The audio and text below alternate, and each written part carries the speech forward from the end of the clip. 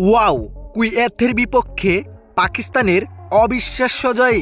দর্শক, আজ থেকে শুরু হয়ে গেছে হংকং সিক্সেস, যেখানে আজ উদ্বোধনী ম্যাচে মাঠে নামার কথা ছিল বাংলাদেশ ও হংকং।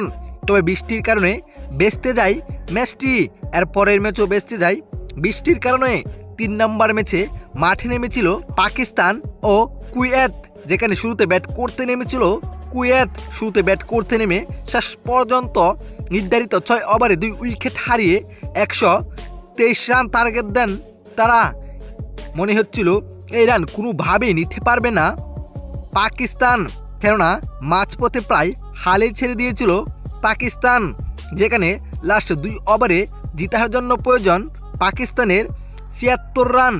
এই রান কোনোভাবে নেওয়া সম্ভব না। তবে অবিশ্বাস্যভাবে এই রান নিয়ে নেয় পাকিস্তানের ব্যাটসম্যানরা, যেখানে 5 নম্বর ওভারে 38 রান নিয়ে নেয় পাকিস্তান। এতে লাস্ট ওভারে প্রয়োজন ছিল 29 রান। এতে লাস্ট ওভারে 29 রান হেসে খেলে নিয়ে নেয় পাকিস্তান। এতে 123 রান টার্গেট দিয়েও লাভ হলো না কুয়েতের। বলাই যায় জিতা ম্যাচ ছেড়েছে কুয়েত, অবিশ্বাস্য জয়ে এগিয়ে রয়েছে পাকিস্তান।